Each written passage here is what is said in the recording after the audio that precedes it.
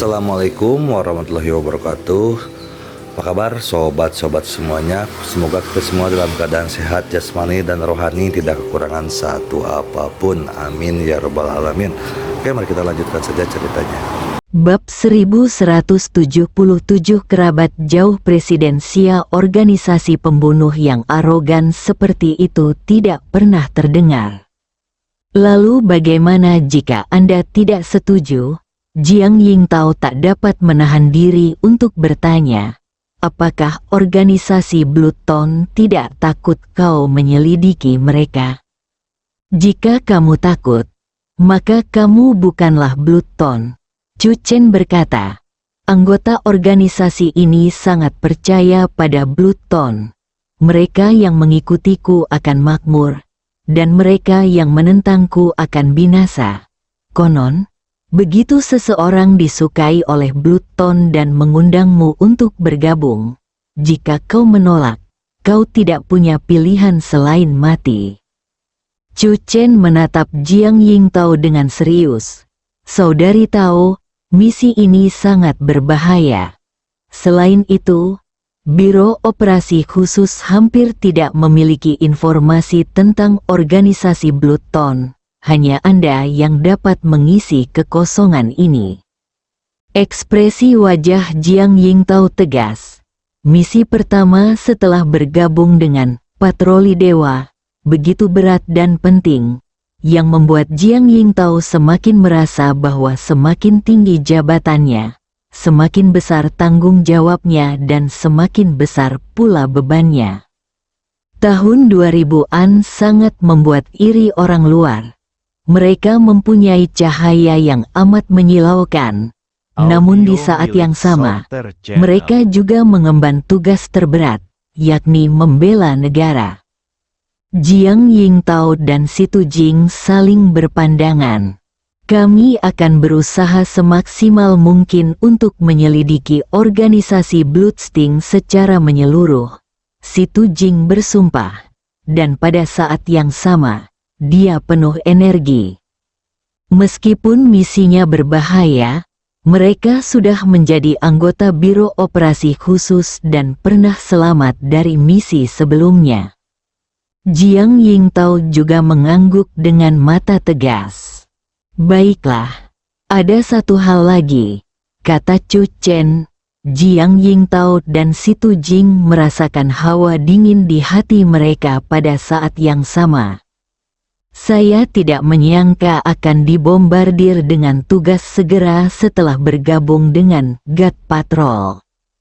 Chu Chen tersenyum, kamu baru di sini, dan kamu baru saja bergabung dengan Patroli Dewa hari ini, yang merupakan alasan untuk merayakan. Mengapa kamu tidak mentraktirku makan hari ini? Situ Jing tercengang. Sekilas, dari nada suaranya, orang akan berpikir bahwa Chu Chen ingin mentraktir mereka makan. Merupakan suatu kehormatan bagi kami untuk mengundang Tuan Chu untuk makan malam dan minum. Jiang Yingtao tersenyum dan segera mengangguk. Kalau begitu, aku akan menunggu kabar dari Suster Tao. Chu Chen tidak tinggal di sini terlalu lama. Bagi Chu Chen, ibu kota itu tidak dikenalnya, bahkan tampak sedikit aneh. Meskipun rumahnya di ibu kota, ia dibesarkan di Jiuxuanmen. Setelah turun gunung dari Jiuxuanmen, ia secara tidak sengaja menjadi menantu keluarga Song di Chancheng. Melihat kembali sekitar setahun terakhir, Chu Chen sendiri merasa seperti sedang bermimpi. Begitu mereka kembali ke istana, Tuan dan Nyonya Chu Chen keluar lagi. Chu Chen akan menemui dermawannya pada malam ulang tahun Song Yan, ketika keluarga Song hendak menghapus menantu laki-laki mereka.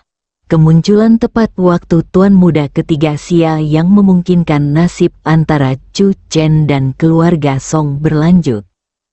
Gedung Chu Hui, dalam perjalanan ke sini, Chu Chen juga mendengar bahwa Bei Chen sekarang berada di puncak karirnya di industri farmasi. Mengandalkan pil detoksifikasi, Bei Chen telah menjadi penguasa industri farmasi global. Setelah Song Yan menghilang dari Bei Chen, Xia Bei menjadi satu-satunya juru mudi Bei Chen yang berstatus terkemuka. Saya dengar sekarang sangat sulit untuk membuat janji dengan Presiden Xia. Chu Chen dan Song Yan keduanya menyamar, dan mereka sengaja mencoba menghibur Presiden Xia. Chu Chen dan istrinya datang ke meja depan pintu masuk utama gedung Chu Hui, dan benar saja, seorang penjaga keamanan menghentikan mereka. Pikiran Chu Chen langsung membayangkan rencana berdarah. Petugas keamanan yang suka menindas itu memandang rendah dirinya, seorang anak desa, dengan penuh penghinaan.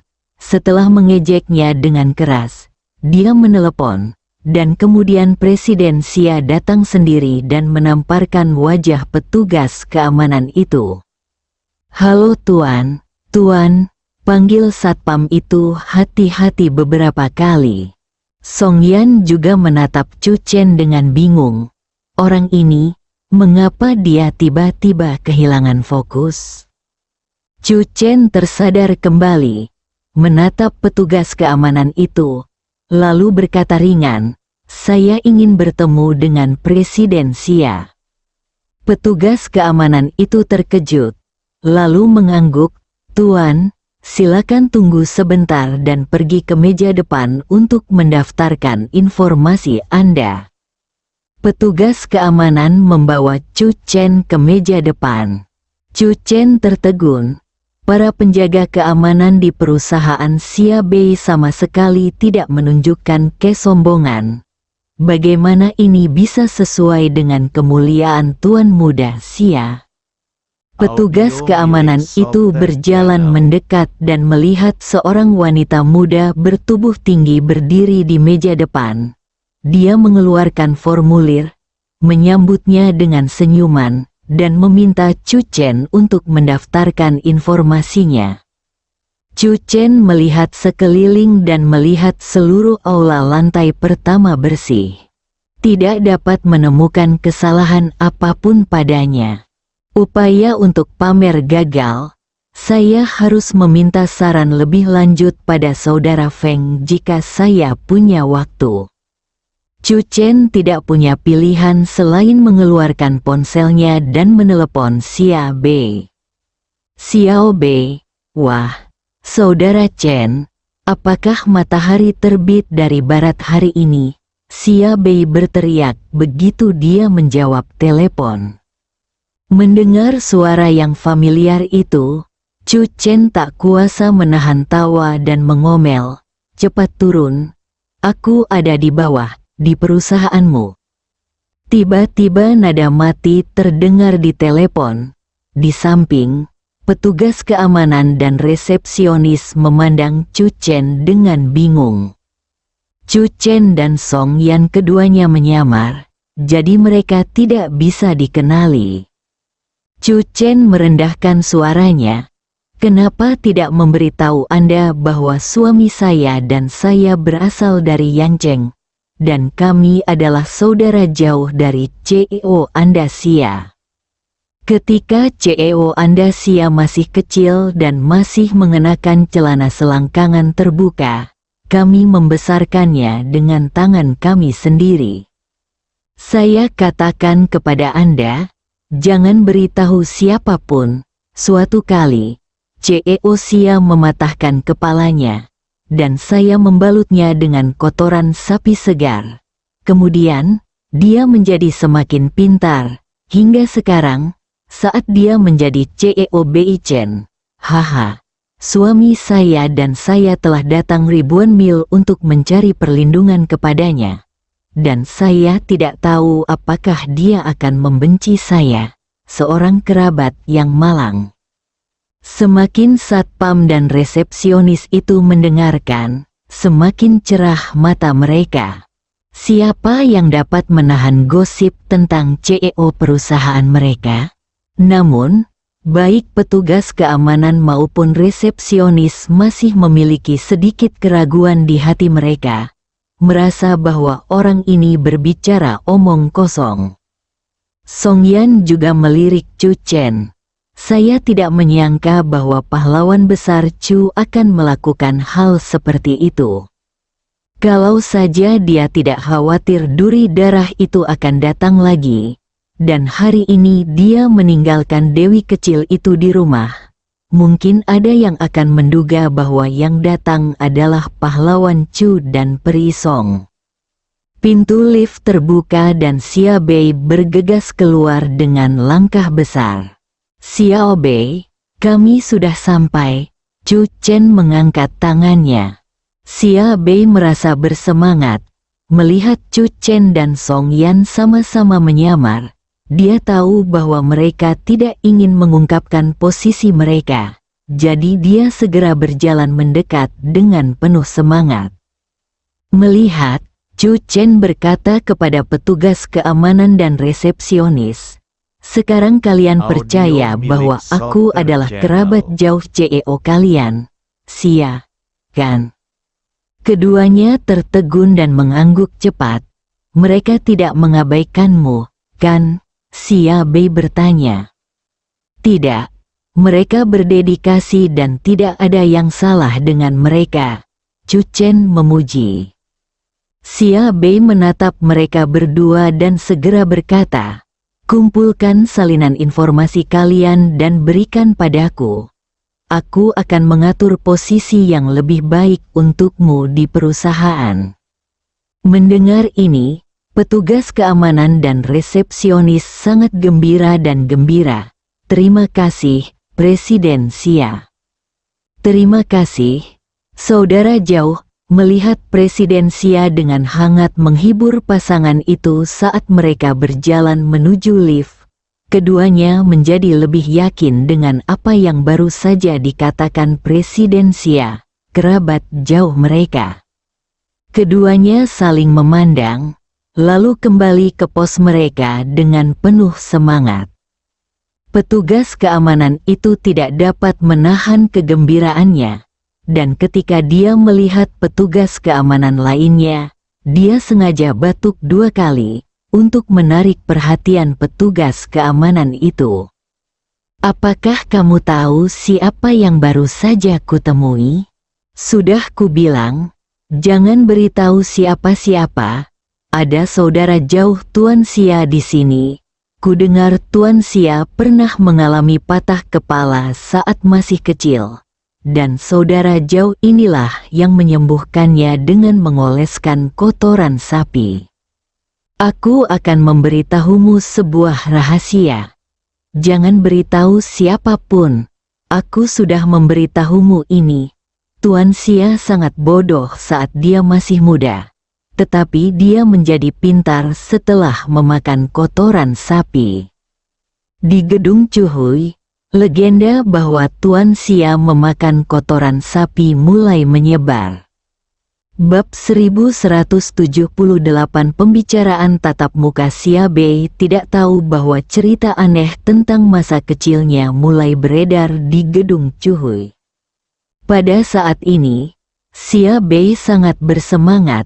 Dia tidak berniat menekuni jalan hidup sebagai seorang pejuang, dan interaksinya dengan Chu Chen ditakdirkan untuk semakin berkurang. Xia Bei sesekali memperhatikan informasi yang berkaitan dengan Chu Chen.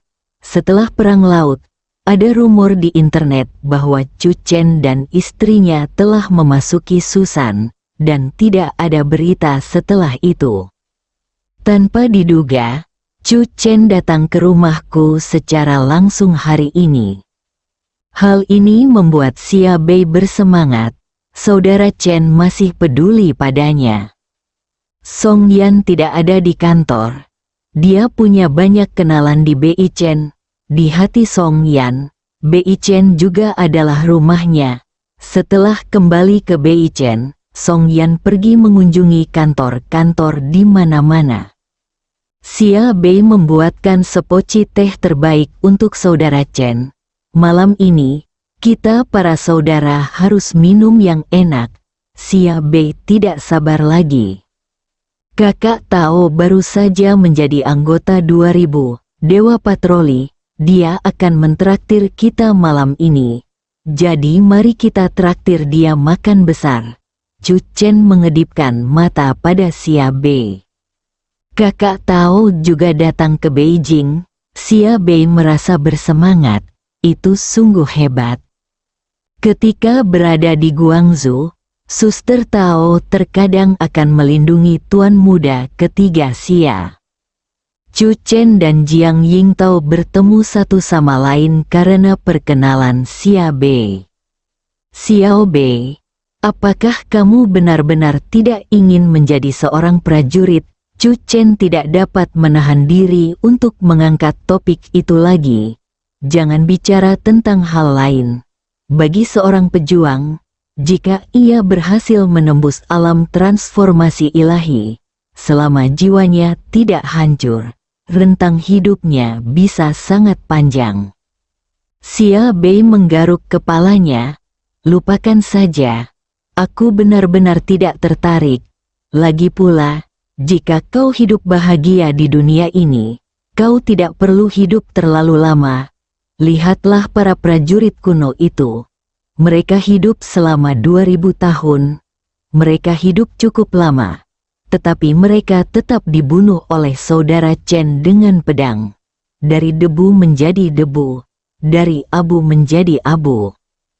Harus dikatakan bahwa mentalitas tuan muda ketiga Xia tidak berubah sejak hari pertama Chu Chen bertemu dengannya. Selalu optimis, bahkan sekarang, Xia Bei meningkat pesat dengan bantuan Beijing Pharmaceutical, dan statusnya di dunia bisnis semakin tinggi. Tetapi dia tidak punya niat untuk menjadi sombong sama sekali. Dia masih tuan muda ketiga dari keluarga Xia yang ingin mabuk dan meletakkan kepalanya di pangkuan seorang wanita cantik. Ngomong-ngomong, apakah kau sudah menemukan mangsa yang bagus? Chu Chen bertanya buru-buru. Kata mangsa digunakan dengan sangat baik. Xia Bei melirik Chu Chen tanpa suara, lalu merendahkan suaranya. Saudara Chen, aku benar-benar mengincar beberapa wanita cantik, dan aku sedang melancarkan serangan terhadap mereka baru-baru ini. Aku yakin tidak akan lama lagi ikan-ikan kecil ini akan memakan umpannya. Hehehe. Bajingan, Chu Chen menatap Xia Bei. Aku tidak menyangka kau adalah orang seperti ini. Tunjukkan padaku fotonya.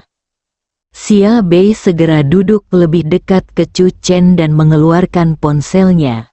Lihat ini, putri presiden kamar dagang Beijing, berkulit seputih lemak. Dan ini, dia adalah putri tunggal seorang taipan real estate di Beijing. Meskipun usianya baru 29 tahun, perasaan dewasa ini sungguh menggairahkan. Dan ini, Chu Chen akhirnya mengerti mengapa tuan muda ketiga Xia tidak ingin berlatih bela diri.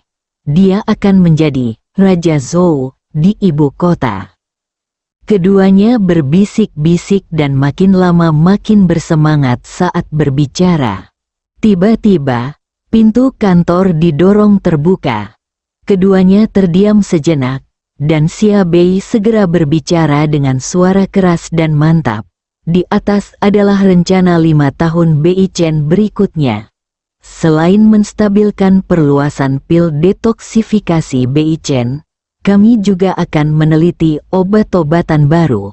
Banyak hal telah dimasukkan dalam agenda. Chu Chen mengangguk dan menepuk bahu Xia Bei. Terima kasih atas kerja kerasmu. Xia Bei mengangkat kepalanya dan berkata, kakak ipar ada di sini. Song Yan memandang mereka berdua dan selalu merasa ada yang aneh tentang mereka. Akan tetapi, Song Yan biasanya tidak banyak bertanya tentang masalah antar laki-laki. Tuan dan Nyonya Chu Chen dan Xia Bei menikmati teh sore bersama di kantor. Selama periode ini, Song Yan juga menyebutkan bahwa Xiao Bei harus mencari pacar. Xia Bei menghela napas dan menggelengkan kepalanya. Bei Chen masih berlayar. Bagaimana mungkin aku bisa terganggu? Chu Chen melirik ponsel Xia Bei. Beberapa saat yang lalu, ada 7 atau 8 gadis. Chu Chen mengambil telepon genggamnya dan mendengar suara pesan.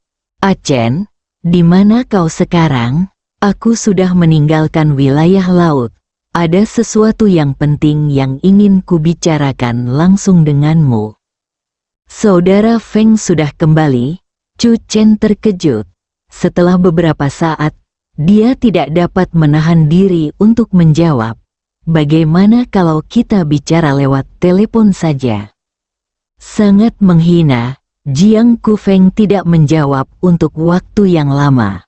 Jiang Yingtao juga mengirim pesan yang mengatakan bahwa dia telah memesan makanan di hotel berbintang di Beijing dan mengundang Chu Chen dan istrinya untuk makan malam. Selain itu, Jiang Yingtao juga mengatakan dalam pesannya bahwa dia juga akan mengundang Xia Bei untuk bergabung dengan mereka.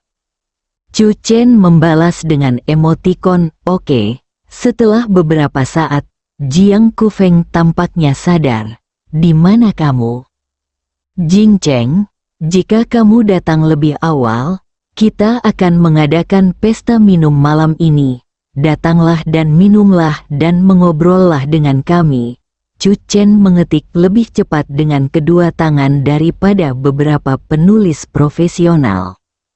Jiang Kufeng menjawab, "Semua orang suci dan orang bijak di zaman dahulu merasa kesepian. Pesta minum yang berisik tidak lagi layak untukku. Silakan temui aku setelah selesai. Aku, Sang Kaisar, akan datang malam ini." Di pantai, Jiang Kufeng meletakkan ponselnya, melirik burung berwarna-warni di bahunya, dan senyum muncul di wajahnya. Tentu saja ada arti penting lain dari pembicaraan tatap muka. Ia ingin Chen dan yang lainnya melihat burung berwarna-warni di sampingnya. Bukankah ini jauh lebih indah dari burung di bahu Song Yan? Jiang Kufeng dengan lembut membelai bulu burung berwarna-warni itu. Burung berwarna-warni itu berada dalam suasana hati yang sangat gembira dan terus berkicau dengan gembira bekerja sama dengan Jiang Kufeng. Akhirnya meninggalkan laut, setelah lebih dari sebulan bergaul, Banteng Ilahi 5 Warna memiliki pemahaman tertentu tentang Jiang Kufeng. Dia takut jika dia tidak berteriak gembira atau cukup mendominasi, Jiang Kufeng akan berbalik dan kembali ke laut.